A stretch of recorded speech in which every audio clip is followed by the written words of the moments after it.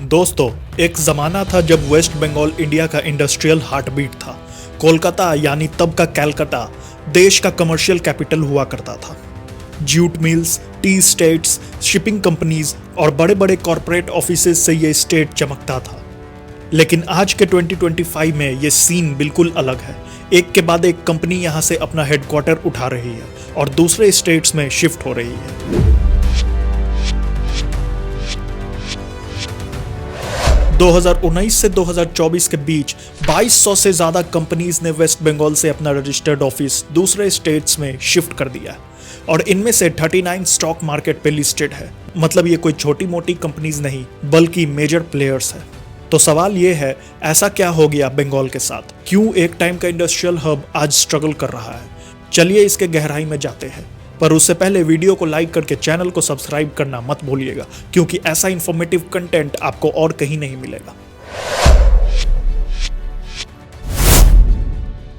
ये समझने के लिए कि बंगाल के साथ क्या गलत हुआ, हमें थोड़ा पीछे जाना पड़ेगा। 19th सेंचुरी में बंगाल ब्रिटिश इंडिया का इकोनॉमिक पावर हाउस था।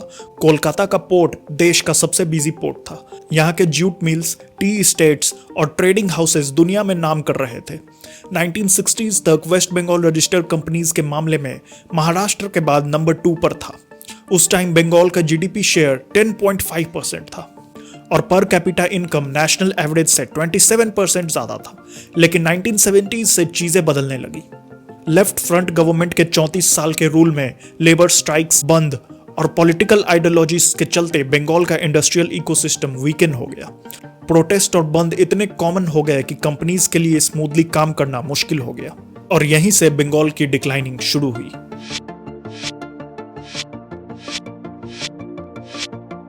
आज इंडिया ग्लोबल कंपनीज को अट्रैक्ट करने के लिए लगा हुआ है। हर स्टेट आपस में compete कर रहे हैं कि कौन ज्यादा इन्वेस्टर फ्रेंडली पॉलिसीज लाए, कौन बेटर इंफ्रास्ट्रक्चर दे और कौन ईज ऑफ डूइंग बिजनेस को प्रमोट करे। महाराष्ट्र और गुजरात में सेमीकंडक्टर इंडस्ट्री बनाने की तैयारी चल रही है, लेकिन वेस्ट बंगाल में उल्टा हो रहा है। यहाँ कंपनीज एक के बाद एक गायब हो रही है। डेटा के मुताबिक 2019 से 2024 के बीच 2227 कंपनीज ने बंगाल से अपना रजिस्टर्ड ऑफिस शिफ्ट कर दिया। इनमें से 39 लिस्टेड कंपनीज थी, यानी बड़े प्लेयर्स थे जो स्टॉक मार्केट पे ट्रेड करते हैं। और ये कोई स्पेसिफिक सेक्टर की बात नहीं, मैन्युफैक्चरिंग, फाइनेंस, ट्रेडिंग सभी सेक्टर्स की कंपनीज बंगाल छोड़ रही है। कंपनीज एक्ट 2013 के सेक्शन 134 और कंपनीज रूल 2014 के रूल 30 कंपनीज को अलाउ करते हैं कि अपना ऑफिस एक स्टेट से दूसरे स्टेट में शिफ्ट करने के लिए। लेकिन जब इतने मास लेवल पे एक्सोडस हो तो जरूर कुछ पॉलिसीज में कमी हुई है ना? आपने टाटा नैनो प्लांट के बारे में तो सुना ही होगा। 2008 में सिंगूर में टाटा का dream project nano car plant बनने वाला था, लेकिन लोकल प्रोटेस्ट, पॉलिटिकल ऑपोजिशन और लैंड एक्विजिशन के इशू के चलते टाटा को अपना सारा सेटअप उठाकर गुजरात शिफ्ट करना पड़ा। गुजरात ने एक हफ्ते के अंदर टाटा को लैंड, टैक्स बेनिफिट्स और इंफ्रास्ट्रक्चर ऑफर कर दिया। रिजल्ट, गुजरात में नैनो प्लांट लगा, वहां के लोकल इकोनॉमी को बूस्ट मिला और बंगाल के हाथ सिर्फ एक बड़ा पीआर डिजास्टर आया। और ये कोई अकेला केस नहीं है। अशोकनगर ऑयल फील्ड प्रोजेक्ट में सालों की डिले हुई, जिससे कंपनीज ने इंटरेस्ट खोया। ये ट्रेंड दिखाता है कि बंगाल में कुछ सीरियसली गलत हो रहा है।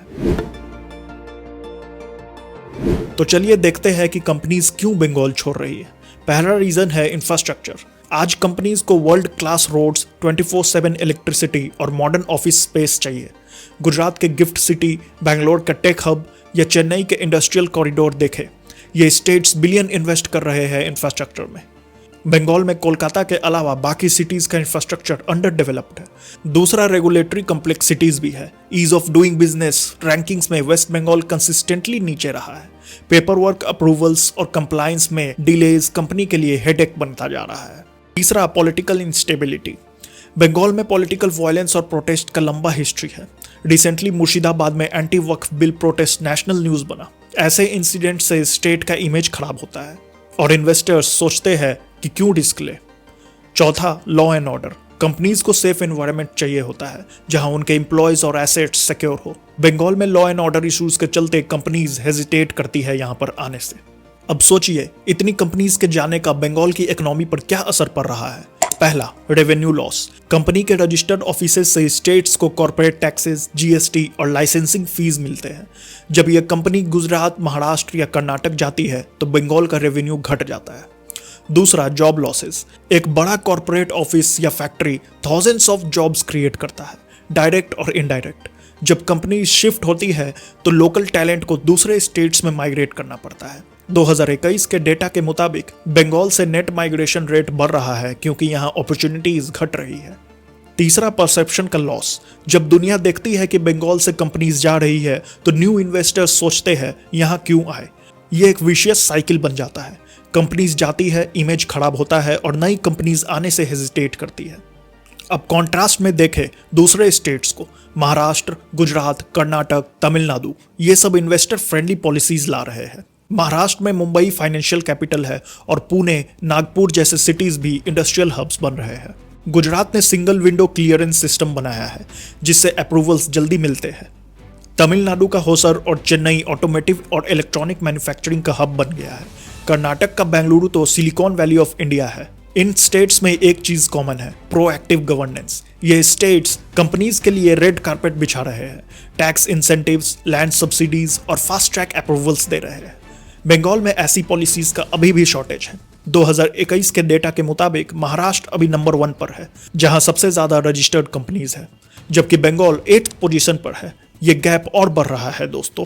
जब ये मुद्दा राज्यसभा में उठा तो टीएमसी ने कहा कि ये बीजेपी का एजेंडा है बंगाल को बदनाम करने का। उन्होंने ये भी कहा कि अगर बीजेपी को कंपैरिजन चाहिए तो ये भी पूछिए कि बंगाल में कितनी न्यू कंपनीज रजिस्टर हुई। लेकिन डेटा इसके खिलाफ बोलता है। हाँ, न्यू रजिस्ट्रेशंस हो रहे हैं, पर जो कंपनीज जा रही है उनका साइज और रेवेन्यू इतना बड़ा है कि नई कंपनीज उनका रिप्लेसमेंट नहीं कर पा रही है। प्लस बंगाल का इंडस्ट्रियल डिक्लाइन कोई नई बात नहीं है, ये 1970s से चली आ रही है। लेफ्ट फ्रंट के टाइम में भी कंपनीज गई थी और अब टीएमसी के रूल में भी ये ट्रेंड रुका नहीं है। दोनों साइड्स एक दूसरे को ब्लेम डाल रहे हैं, पर ग्राउंड रियलिटी ये है कि बंगाल का इकोनॉमिक ग्राफ नीचे जा रहा है और इसका नुकसान कौन उठा रहा है? आम जनता। चलिए थोड़ा और डेटा देखते हैं। 1960s में वेस्ट बंगाल, महाराष्ट्र और तमिलनाडु टॉप 3 इंडस्ट्रियल हब्स थे। आज महाराष्ट्र का जीडीपी शेयर 12.5% से बढ़कर 13.5% हो गया। तमिलनाडु का शेयर 9% तक पहुंच गया, लेकिन बंगाल 10.5% से गिरकर सिर्फ 5.6% पर आ गया। पर कैपिटा इनकम में भी बंगाल पीछे है। 1960s में बंगाल का per capita income national average से 27% ज्यादा था, आज वो सिर्फ 83% है। उड़ीसा 88%, राजस्थान 91% और दिल्ली तो 250% तक चला गया है। फॉरेन डायरेक्ट इन्वेस्टमेंट के मामला में भी बंगाल का शेयर नेग्लिजिबल है। 2023-24 में इंडिया में टोटल एफडीआई का सिर्फ 1.2% बंगाल आया, जबकि गुजरात और महाराष्ट्र कंबाइंड 50% से ज्यादा ले गए। ये नंबर सिर्फ स्टैटिस्टिक्स नहीं बल्कि बंगाल के लिए एक वेकअप कॉल है। तो सवाल ये है कि क्या बंगाल अपने लॉस्ट ग्लोरी वापस पा सकता है? जवाब है हाँ, पर इसके लिए सीरियस रिफॉर्म्स चाहिए। पहला, इंफ्रास्ट्रक्चर अपग्रेड। कोलकाता के अलावा सिटीज जैसे सिलीगुड़ी, दुर्गापुर और आसनसोल को इंडस्ट्रियल हब बनाने की प्लानिंग चाहिए। दूसरा, ease of doing business. Single window clearance, digital approvals और ट्रांसपेरेंट पॉलिसीज से कंपनीज का ट्रस्ट बढ़ेगा। तीसरा, law and order. Political violence और प्रोटेस्ट को कंट्रोल करना होगा ताकि इन्वेस्टर्स को सेफ एनवायरनमेंट मिले। चौथा, ब्रांडिंग। बंगाल को अपने आप को इन्वेस्टर फ्रेंडली डेस्टिनेशन के रूप में प्रमोट करना होगा, जैसे गुजरात ने वाइब्रेंट गुजरात समिट से किया। और सबसे जरूरी, पॉलिटिकल विल। जब तक स्टेट गवर्नमेंट और अपोजिशन एक साथ इंडस्ट्री रिवाइवल के लिए नहीं सोचेंगे तब तक चेंज नहीं आएगा। दोस्तों, वेस्ट बंगाल के पास पोटेंशियल की कोई कमी नहीं है। यहाँ का ह्यूमन कैपिटल, कल्चरल हेरिटेज और ज्योग्राफिकल लोकेशन, कोलकाता का पोर्ट और नॉर्थ ईस्ट का गेटवे, सब कुछ है जो एक स्टेट को इंडस्ट्रियल हब बनाने के लिए काफ़ी है। लेकिन पोटेंशियल को रियलिटी में बदलने के लिए एक्शन चाहिए।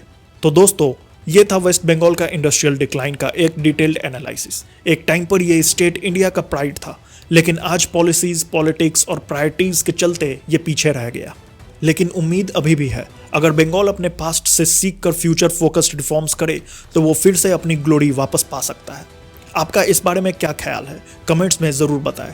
और अगर आपको ये वीडियो पसंद आए तो एक लाइक और चैनल को सब्सक्राइब ज़रूर कर लें।